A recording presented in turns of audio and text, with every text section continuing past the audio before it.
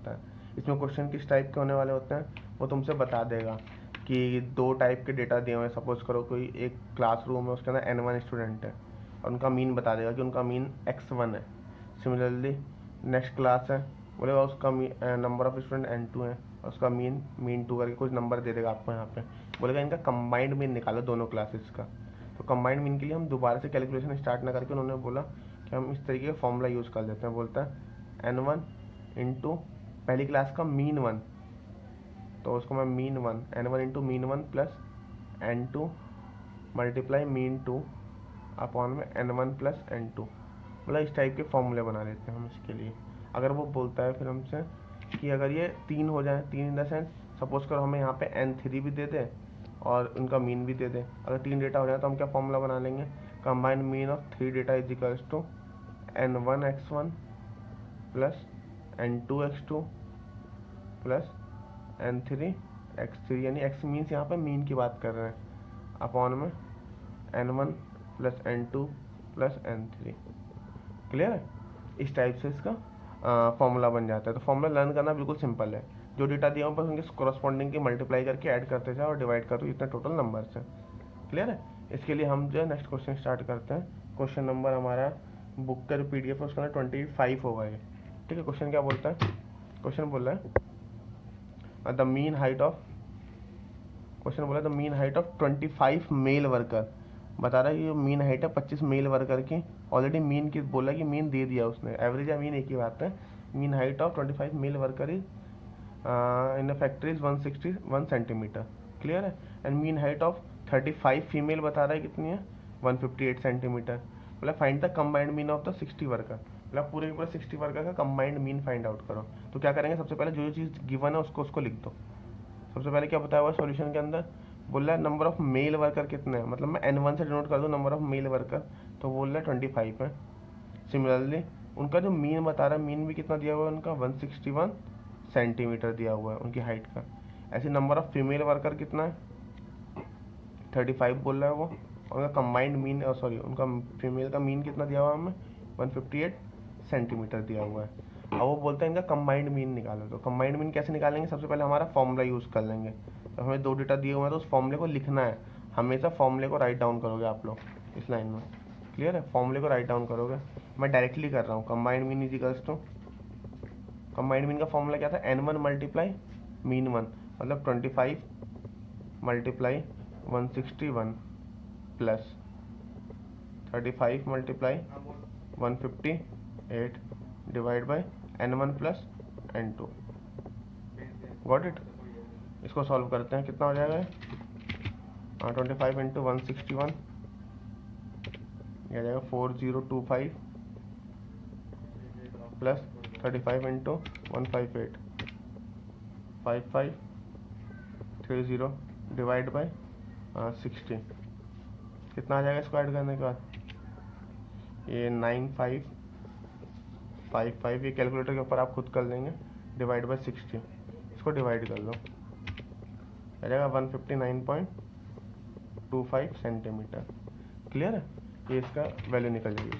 ये देख लेते हैं ये कितना निकल जाएगा। इसको ऐड करने का 9555 आ जाएगा डिवाइड बाई 60, एंड इसको डिवाइड करके इसका कंबाइंड मीन कितना आ जाएगा 159.25। क्लियर है? अभी के लिए ये वाला क्वेश्चन कंप्लीट हो गया। अब इसी में इसके टाइप के कुछ और क्वेश्चन और वैरायटी देखते हैं हम लोग। हाँ, तो स्टार्ट करते हैं क्वेश्चन नंबर 26। क्वेश्चन नंबर 26 क्या बोल रहा है, the mean marks of 100 student in A class was 72।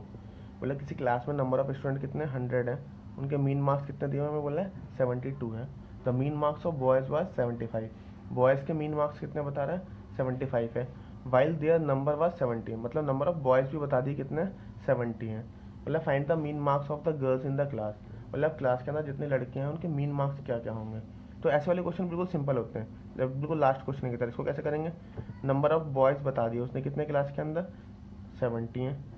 Clear है? और बोल रहा है कि उनके मीन मार्क्स हैं वो कितने 75 हैं, तो उसका मीन भी बता दिया हमें कितना होने वाला है 75 होने वाला है। सिमिलरली नंबर ऑफ गर्ल्स निकालने हैं हमें, तो क्लास के अंदर टोटल 100 बच्चे हैं, उसमें से अगर 70 बॉयज़ हैं तो नंबर ऑफ गर्ल्स तो हमें मिल गया 30 होने वाले हैं। यहाँ बोला है ना टोटल नंबर ऑफ स्टूडेंट कितने क्लास में 100 स्टूडेंट थे, तो उससे हमें पता चल गया कि ठीक है नंबर ऑफ गर्ल्स कितने होने वाली 30 हैं। अब बोला उनके मीन निकाल के बताओ, मतलब नंबर ऑफ गर्ल्स का मार्क्स का मीन कितना होगा ये निकालना है हमें। हाँ बस हमें एक चीज़ बता दी ऑल्सो कि जो number of student total class में कितने थे 100 थे, और उनके जो पूरी कंबाइंड जो पूरी क्लास का जो मीन है वो बता दिया उसने कितना 72 है। बोला ना the mean marks of total 100 student in the class was 72। तो हमें इससे पता चल गया कि जहाँ पूरी क्लास का जो मीन मार्क्स है वो कितना होने वाला है 72 है। अब हमारे पास फॉर्मूला क्या होता है कंबाइंड मीन निकालने का, फॉर्मूला होता है combined mean is equals to n1 mean 1 plus n2 mean 2 upon में n1 प्लस n2। क्लियर है। अभी कंबाइंड मीन हमें दिया हुआ है कितना है, कंबाइंड मीन है हमारे पास 72। फॉर्मूले में पुट कर दो n1 कितना है 70 मल्टीप्लाई मीन कितना दिया है उसका 75, n2 30 है, मीन मार्क्स ऑफ गर्ल्स निकालने हैं अपॉन में n1 प्लस n2। ये हो जाएगा 72 इज इक्वल्स टू मल्टीप्लाई कर दो 70 इंटू 75 के। कैलकुलेटर अलाउड है, ये सारे काम में टाइम नहीं लगना चाहिए। 5250 plus 30 mean of data 2 upon में 100 क्रॉस मल्टीप्लाई कर दे अगर हम ये कितना हो जाएगा 70 to 100 is equals to 5250 plus 30 mean of data 2। Solve कर दो इस वाले पार्ट को, ये सारा कैलकुलेशन वाला पार्ट है, आप इजीली सॉल्व कर लोगे। क्लियर है। ये कितना आ जाएगा 1950 30 मल्टीप्लाई में दूसरी तरफ आएगा डिवाइड में आ जाएगा, ऐसे मीन मार्क्स ऑफ गर्ल्स मिल जाएंगे। सो अगर मुझे कंबाइंड मीन निकालना है मार्क्स ऑफ गर्ल्स तो कितना हो जाएगा, जो भी डिवाइड करके आया उसको 30 से डिवाइड कर दो, कितना हो जाएगा 65।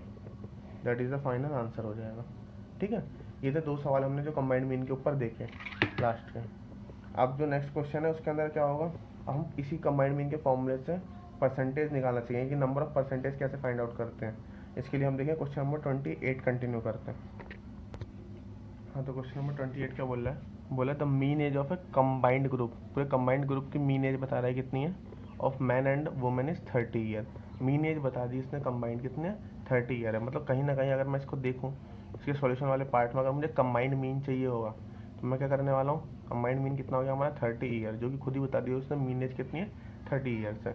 बोला if the mean age of the group of man is 32, बोल रहा है अगर जो मेंस हैं उसके अगर एज का मैं मीन निकालूँ तो वो कितना होने वाला है 32 दिया हुआ है हमें।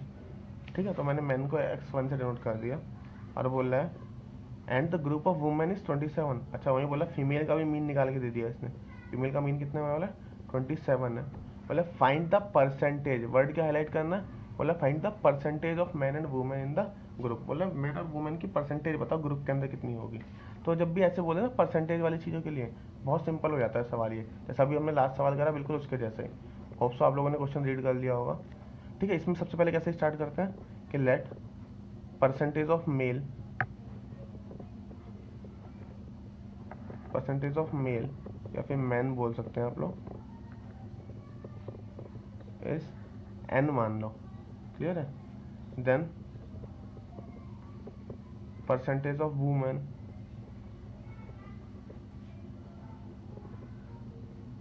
वुमेन की परसेंटेज कितनी हो जाएगी, टोटल परसेंटेज ओवरऑल में हर चीज़ अपने आप में 100% होती है। ठीक है, अगर नंबर ऑफ मेल की परसेंटेज अगर n% है तो फीमेल कितना हो जाएगा 100 में से माइनस कर दो। ठीक है, सिंपल सा लॉजिक है, किसी भी चीज़ की परसेंटेज निकालनी ओवरऑल तो 100% होता है। अगर एक हमें बता देगा तो हम दूसरा निकालने के लिए 100 में से उसको लेस कर देंगे, बस ये सवाल हो जाएगा। ये हमारा क्या हो जाएगा, ये n1 हो जाएगा और ये निकलेगा ये हमारा क्या हो जाएगा n2 हो जाएगा। फॉर्मूला क्या कहता है कंबाइंड मीन का, combined mean is equals to n1 mean 1 plus n2 mean 2 upon में n1 प्लस n2, छोटा सा फॉर्मूला है। क्लियर है। तो ये कंबाइंड मीन हमें बता देगा कितना है 30, n1 प्लस मीन 1 कितना दिया हुआ है 32 इंटू n, हमने याद है ना n मानी है उसकी परसेंटेज, और फीमेल का कितना है 27 इंटू 100 माइनस n अपॉन में n1 प्लस n2 का टोटल या तो आप 70 प्लस 30 कर लो, यानी इन दोनों को ऐड कर लो, n plus 100 minus n cut के 100 ही आ जाएगा। तो मैं डायरेक्टली इसको 100 पुट कर रहा हूँ क्योंकि ओवरऑल परसेंटेज कितनी है 100 है। अच्छा इसकी क्रॉस मल्टीप्लाई कर लें कितना हो जाएगा 3000 is equals to 32n minus 27 sorry plus 27 और माइनस का 27n, 27 को इधर भेज देंगे माइनस में आ जाएगा, ये बच्चा यहाँ पे 5n, इसे कट कर दो। मतलब n का मतलब क्या था हमारा परसेंटेज ऑफ मेल, ये कितना होने वाला है 60% होने वाला है। ऐसे अगर मुझे परसेंटेज ऑफ फीमेल निकालने के लिए हमने क्या माना था 100 माइनस n, मतलब कितना हो जाएगा 100 minus 60 that is 40%। Simple calculation है, हो जाएगा सवाल ये आपसे। क्लियर है। सबसे पहले क्या करना है, बस एक चीज़ याद रखनी है, ओवरऑल परसेंटेज 100% के बराबर होती है। क्लियर है। बाकी ये स्टेटमेंट ऐसे ही लिखने पड़ेंगे आंसर को प्रेजेंट करते टाइम। अगर आपने स्टेटमेंट दिया तभी फुल मार्क्स मिलने, वरना मार्क्स भी कटते हैं। फॉर्मूला मेंशन करना जरूरी है, ठीक है। इसका सॉल्यूशन इजीली हो जाएगा। Thank you. हाँ, तो अगला हमारा टॉपिक क्या है, वेटेड मीन। वेटेड मीन में क्या होता है, सिंपल है वेटेड मीन। जब भी हमारे पास यूनिट्स जो अलग अलग टाइप के हो, जैसे अलग अलग टाइप के मतलब जैसे क्वेश्चन नंबर हमारा 34 दिया हुआ है। 34 में क्या बोल रहा है, हमें फूड क्लोथिंग, अब देखो फूड को हम किस में निकालते हैं, पैकेट वाइज मेजर करते हैं। क्लोथ्स को हम लोग मीटर में मेजर करते हैं। फ्यूल एंड लाइटिंग को हम यूनिट वाइज मेजर करते हैं। हाउस रेंट को हम मंथली मेजर करते हैं। इसलिए छोटी मोटी चीज़ें अलग अलग टाइप से मेजर की जाती हैं। तो बोला ऐसे तुम्हें अलग अलग ग्रुप बता देगा, फिर उनकी कोई भी एक वैरायटी दे देगा, मतलब उनकी वैल्यू बता देगा या वेट बता देगा। ठीक है, वैल्यू दे देगा, इस तरफ में वेट दे देगा, बोलेगा वेटेड अरिथमेटिक मीन निकाल के बताओ।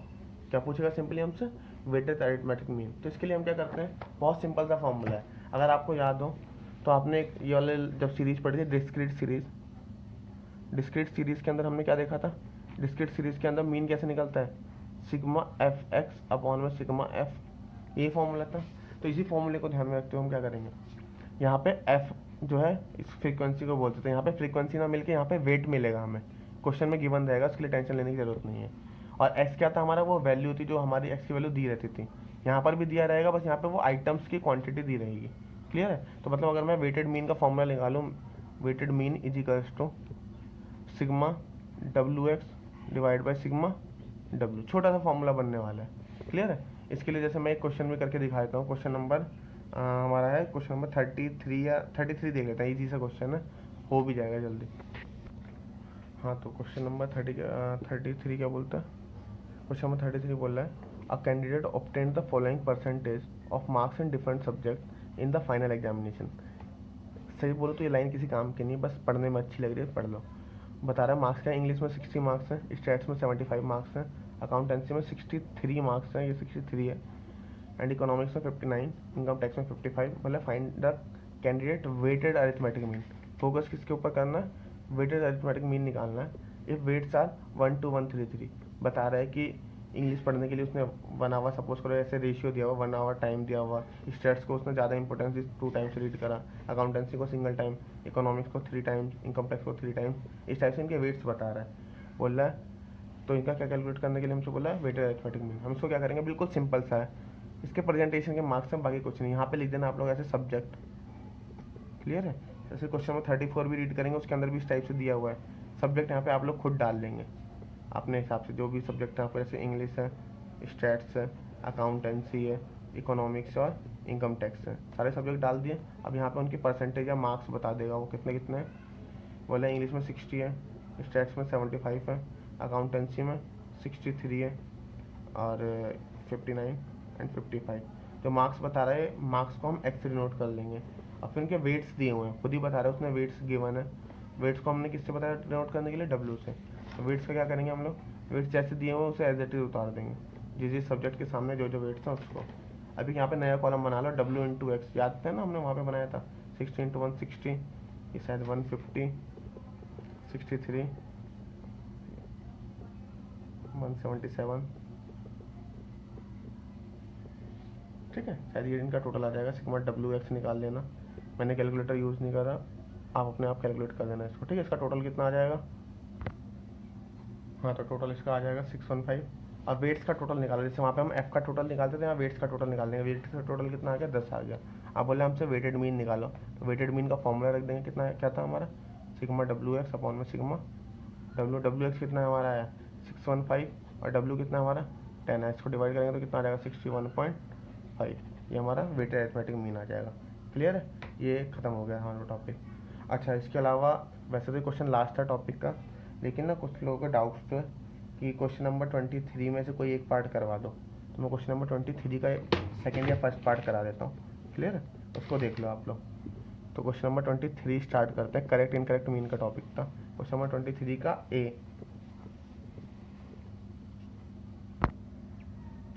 हाँ तो क्वेश्चन नंबर 23 का ये पार्ट क्या बोल रहा है, the mean of 200 item was found to be 50। बोला नंबर ऑफ आइटम हमारे पास कितने थे, 200 थे, और उसका मीन कितना हमें मिल गया, 50 है।